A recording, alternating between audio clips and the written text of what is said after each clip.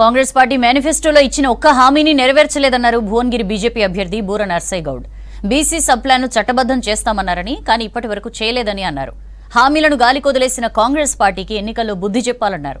బీజేపీతోనే అభివృద్ధి సాధ్యమని అన్నారు. 17 సీట్లలో బీజేపీని గెలిపించాలని కోరారు. నల్గొండలో తనను గెలిపిస్తే ఆర్ఆర్ఆర్, ఐఏఎం, ఇండస్ట్రియల్ కారిడార్ తీసుకొస్తానని హామీ ఇచ్చారు. 400 సీట్లతో బీజేపీ మళ్లీ అధికారంలోకి వస్తుందని ధీమా వ్యక్తం చేశారు బూర నర్సయ్య. ప్రభుత్వం వచ్చింది, బోర్లు ఎండిపోయినాయి, కరెంటు కష్టాలు వచ్చాయి, పంటలు ఎండిపోయినాయి, నీళ్ల కష్టాలు మొదలై రిజర్వాయర్లు ఎండిపోతున్నాయి. అది పట్టించుకున్నటువంటి దాఖలాలు ఈ ప్రభుత్వానికి ఎక్కడా కనిపించట్లేదు. మీరు ఆలోచించండి. గత ప్రభుత్వం ఎల్ఆర్ఎస్ అనే స్కీమ్ తెచ్చి 25 లక్షల మందిని గోసదీసింది.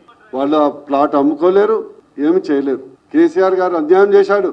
మా ప్రభుత్వం ఏర్పడగానే ఒక్క రూపాయి రుసుము లేకుండా రెగ్యులరైజేషన్ చేస్తామని బీరాలు పలికినటువంటి ప్రస్తుత ముఖ్యమంత్రి గారు, వేర్ ఈస్ మీ హామీ?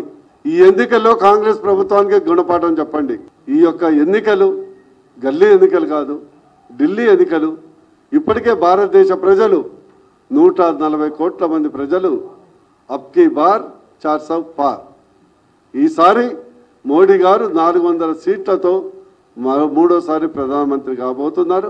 ఇంకో విశేషం అంటే, మొదటిసారి గాంధీ కుటుంబీకులు లోకసభలో ఉండట్లేదు.